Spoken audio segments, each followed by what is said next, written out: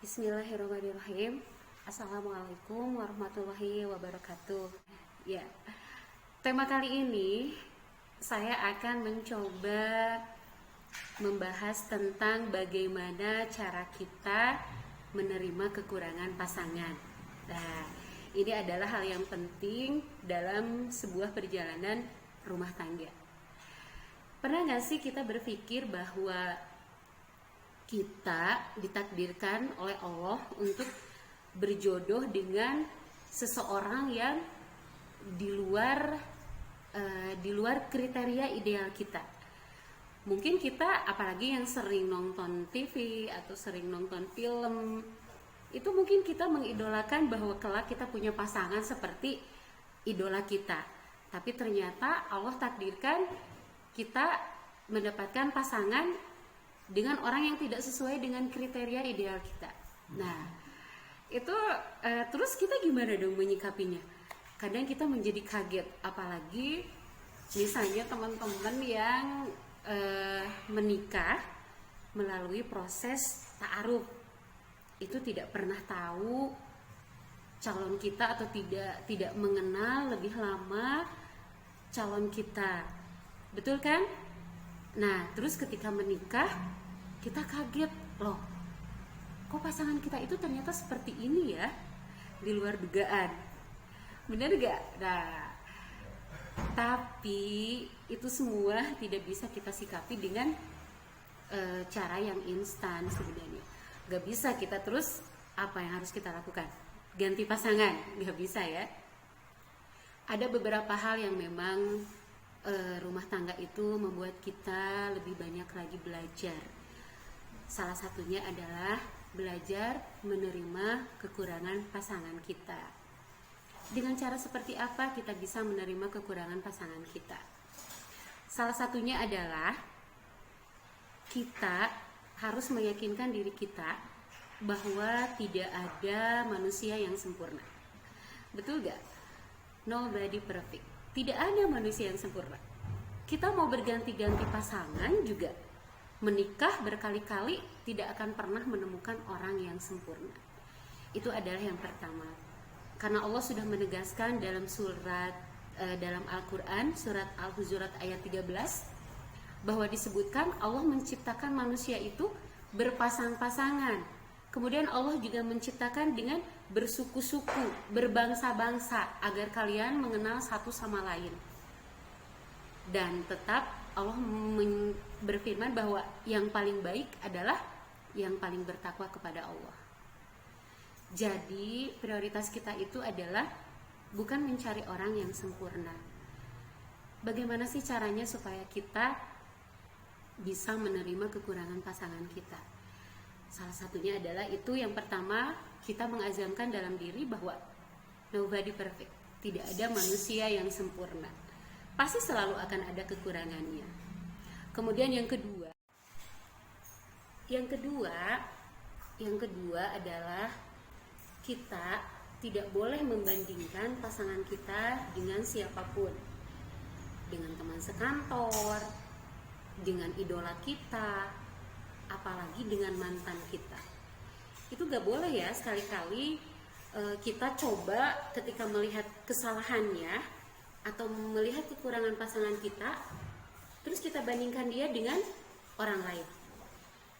Itu kita tidak boleh hal seperti itu dilakukan di depan, apalagi di depan pasangan kita. Dia ya dia, orang lain ya orang lain.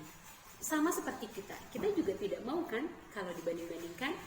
Kita tidak mau menerima kan kalau kita harus sama dengan orang lain. Jadi itu yang kedua, kita tidak boleh membanding-bandingkan dia dengan orang lain, dengan idola kita, apalagi dengan mantan kita. Kemudian yang ketiga, kita harus senantiasa mengingat kelebihan-kelebihan yang dia miliki. Memang dia punya kekurangan, tapi cobalah kalau kita mau bijaksana, ada banyak kelebihan yang dia miliki. Misalnya nih, pasangan kita memang orangnya tidak pintar, tapi dia rajin. Itu adalah poin yang bisa menutupi kekurangannya. Atau misalnya kalau laki-laki dia punya pasangan atau punya istri tidak cantik, tapi ternyata istri kita pintar masak, kemudian juga pintar mengurus anak. Nah, itu adalah poin lebih yang memang sebenarnya harus kita syukuri, dan kita bisa menyebutkan itu kepadanya. Kalau misalnya kita selalu mengingat-ingat kekurangan pasangan kita, itu kita pasti akan banyak kecewa, kita akan banyak menuntut. Tapi kalau misalnya kita lebih banyak mengingat-ingat kelebihannya, maka kekurangan pasangan kita itu justru cenderung menghilang dengan sendirinya. Seperti itu ya. Jadi poin ketiga, ingatlah selalu kelebihan-kelebihan yang dia miliki di balik kekurangannya. Kemudian yang keempat, kita gak boleh fokus dengan komentar orang lain. Kadang ya, apalagi kita misalnya berada di lingkungan kerja, atau kita punya teman-teman yang sering ngumpul, itu kadang yang ngomentarin pasangan kita itu, atau yang cenderung fokus dengan kekurangan pasangan kita itu adalah orang lain. Misalnya nih, kenapa sih istri kamu dandanannya kayak gitu? Nah, kayak gitu misalnya. Atau kenapa sih suami kamu penghasilannya cuma segitu? Nah, itu sering ya kita dengar, kok mereka sih yang peduli, kok mereka sih yang care, sementara kita sendiri tidak pernah merasa bahwa itu adalah bagian dari kekurangan pasangan kita. Jadi jangan terlalu sering mendengar komentar-komentar negatif tentang pasangan kita. Ya, syukur-syukur kita bisa menjelaskan bahwa kita tidak ada masalah dengan kekurangan pasangan kita. Kita bisa menerima kok, syukur-syukur bisa seperti itu. Tapi kalaupun misalnya kita tidak bisa menjelaskan apapun, ya minimal kita jangan terlalu peduli dengan komentar orang lain, apalagi sampai dimasukin ke hati, terus nanti dibawa pulang, dikomunikasikan dengan pasangan, dan akhirnya jadi huru-hara. Itu gak usah ya, abaikan saja. Yang tahu perjalanan rumah tangga kita itu adalah kita, yang mengenali pasangan hidup kita itu adalah kita. Jadi jangan terlalu peduli dengan komentar orang lain. Kemudian yang kelima itu adalah kita juga harus ingat bahwa diri kita juga punya kekurangan. Kalau kita tidak bisa menerima kekurangan pasangan hidup kita, bagaimana bisa dia menerima kekurangan kita? Kita juga punya kekurangan.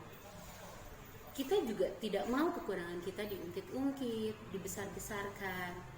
Kita juga akan sakit hati ketika kita dibandingkan oleh pasangan kita, dibanding-bandingkan dengan orang lain. Kita juga tidak mau kalau misalnya apa yang kita jalani ini, apa yang sudah menjadi bagian dari hidup kita ini, jadi masalah besar dalam rumah tangga. Kita juga pasti kekurangan. Ketika pasangan kita bisa menerima kekurangan kita, itu artinya kita juga harus bisa menerima kekurangannya. Betul enggak? Begitu ya sahabat, secuil ilmu yang bisa saya bagi dengan sahabat-sahabat Risma semua. Ada 5 hal yang bisa membuat kita bisa menerima kekurangan pasangan kita. Yaitu yang pertama adalah kita harus yakin bahwa tidak ada manusia yang sempurna. Kemudian yang kedua, kita tidak boleh membandingkan pasangan kita dengan siapapun. Kemudian yang ketiga, kita harus senantiasa mengingat-ingat kebaikannya, kelebihan-kelebihan yang dia miliki. Kemudian yang keempat, kita jangan fokus pada komentar-komentar orang lain di luar tentang pasangan kita. Dan yang terakhir, kita harus ingat bahwa kita juga pasti punya kekurangan. Begitu ya sahabat Risma, semoga ada manfaatnya. Nanti sesi tanya jawabnya mungkin gak bisa langsung live, nanti bisa melalui WA. Terima kasih atas segala perhatiannya dan waktunya. Semoga bermanfaat. Mohon maaf atas segala kekurangannya. Billahi taufiq wal hidayah. Wassalamualaikum warahmatullahi wabarakatuh.